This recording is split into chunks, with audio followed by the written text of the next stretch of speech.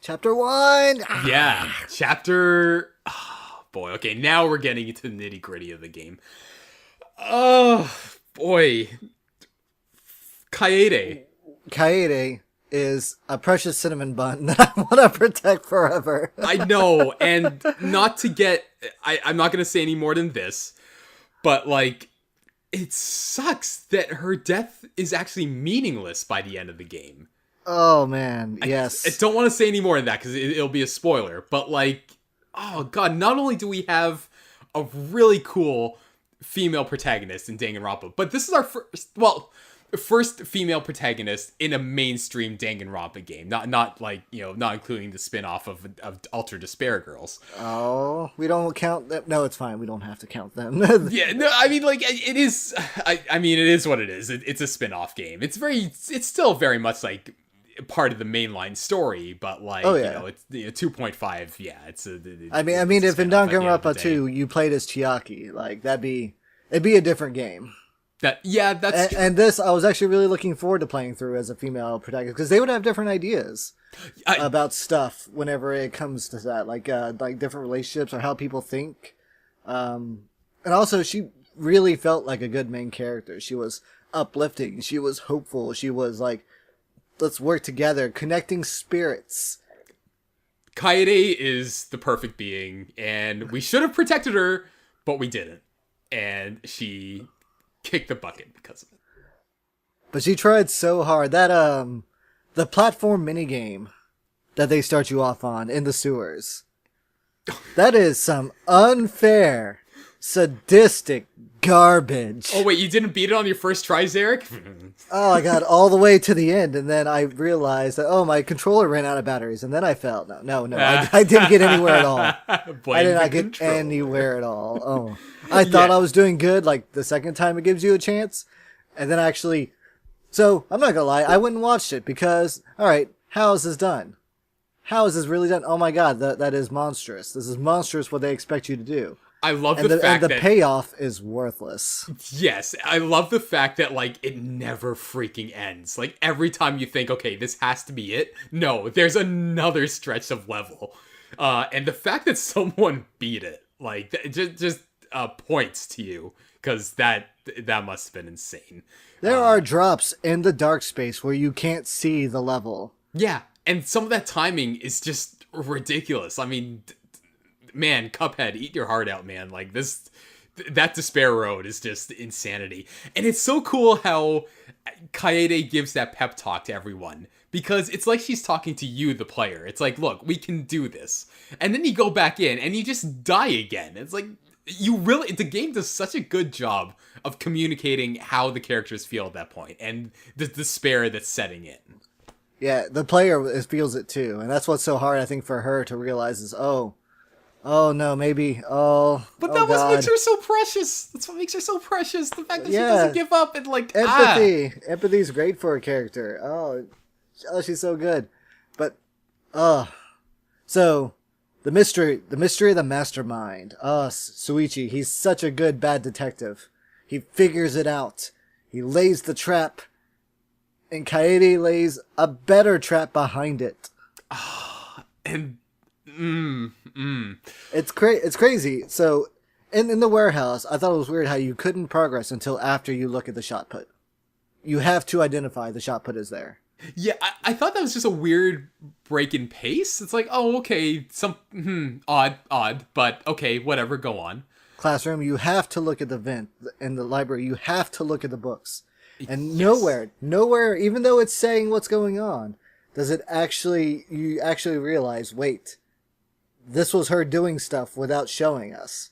Okay, what do you think of that? The fact that the game, from like a storytelling standpoint, the fact that the game doesn't, the fact that the game essentially lies to you, like it hides its information from you, even though you are playing as the character. And it's not like Kaede suffers from amnesia or is under hypnosis or something. Like that never comes up. What do you think of the fact that the game just like blatantly doesn't include it in any dialogue, even though it feels like everything is playing out in real time from yours / Kaede's perspective? So I always like the idea how a game can subvert your expectation. And the fact that the game doesn't tell us everything is never anything that's actually promised of any game. The characters don't go to the bathroom, but it's implied that they have to, so we know they do. We don't see the meeting, but we know they go to the dining room every morning. So the fact that they do stuff in between the actions of what they say is not, an impossible idea. And it pays off really well in this case. But in this situation, specifically in the classroom when Kaede is alone and Shuichi is investigating the alarm going off, we go from like inner monologue of Kaede being worried about Shuichi and then grabbing the broom and just sweeping randomly. And then all of a sudden she's back involved with the case. In between that time is when she drops the shot put ball into the vent. So like I just found that weird. I thought it was I like the payoff. I thought it was after Suichi came back, no? He still wasn't in the room though. I don't remember exactly when. Yeah, but still, like during when she drops the shot put ball in the vent, it takes place during that inner monologue. So that's true. I don't know. Like to me, I'm like, maybe it still is taking place from Kaede's perspective. Maybe she tricked herself into like just overlooking the fact that she was about to kill someone, and that's why it comes off the way it does in the gameplay itself.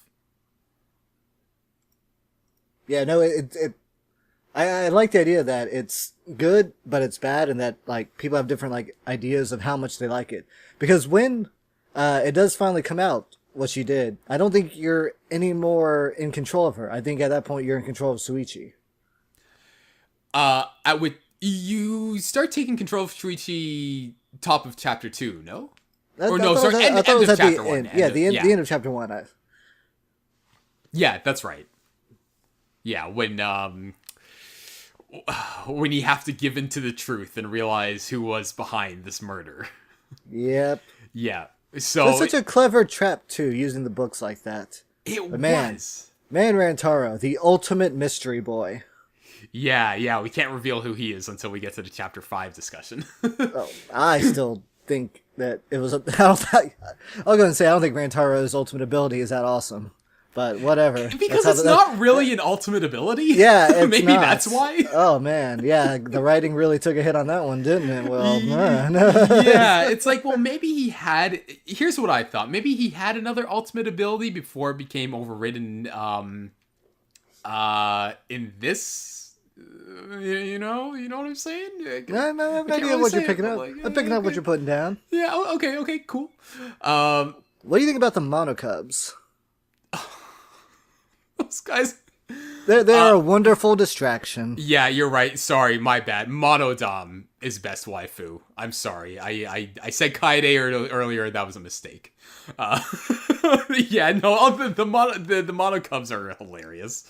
They don't really amount to anything by the end of the game. Not in the least. Nope. But you know what? They were great to have around. I thought they were a huge step up from the Monokumas from Ultra Despair Girls, who I actually found a bit annoying. Yeah, did you ever, like, were you worried that it was going to tie into, like, Ultra Despair Girls like that? Like, even the colors and, like, the hero themes? Not so much. Like, I was getting more Warriors of Hope vibes from the Mono Oh, yeah, Cubs.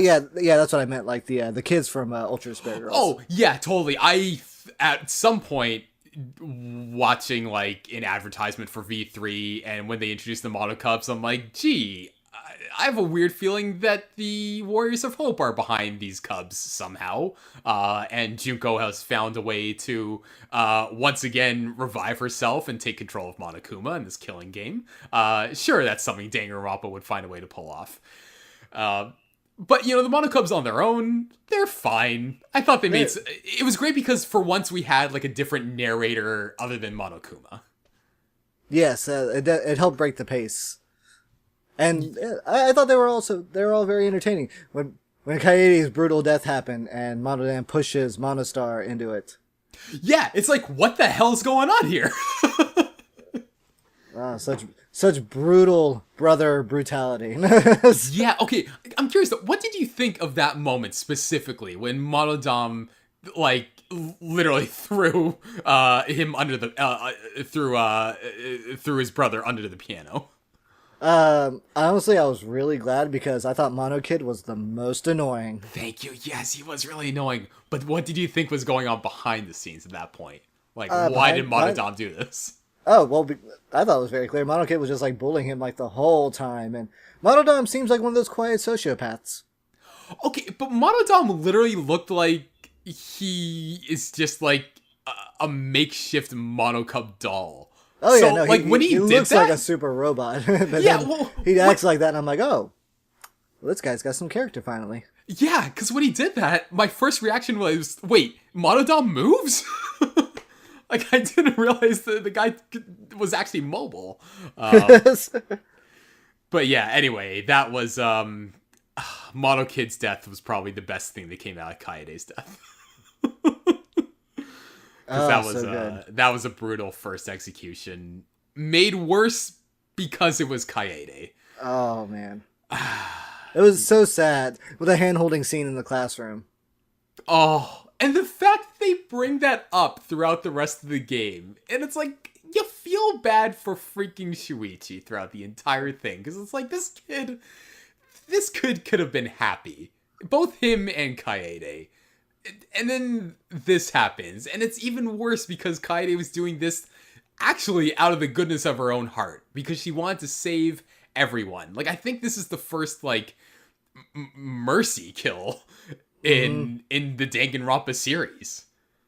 Besides when Sakura kills herself in Danganronpa 1. Oh, yeah, that's right. Yeah, that was also a good case. That was a good closed room case. Kaede. Never forget. And then the end of that chapter, when you go into the piano lab, and you have that, like, moment. Good Lord. I was hoping the lab would have been used more than never. Yeah, but, I mean, it served its purpose at the same time. Like, I like the fact that we don't go back to it because it sort of was a, It was like a good character development for Shuichi. Yeah, it was the bitter farewell. It was the bitter farewell.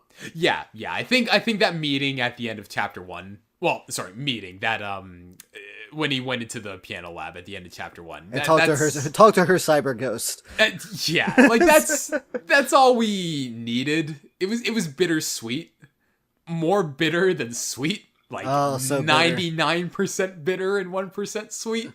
But still bitter. That motive, that she could have gotten away with it. That's the saddest part. Yeah, like she got a free kill. She could have been allowed to live. Yeah, and like as a case on its own, it was pretty good. And the fact that it was your character who committed it, like that alone was just so mind-boggling because this is the first time it's happened in Danganronpa. And appropriate that it did happen, but just not her. Just not her.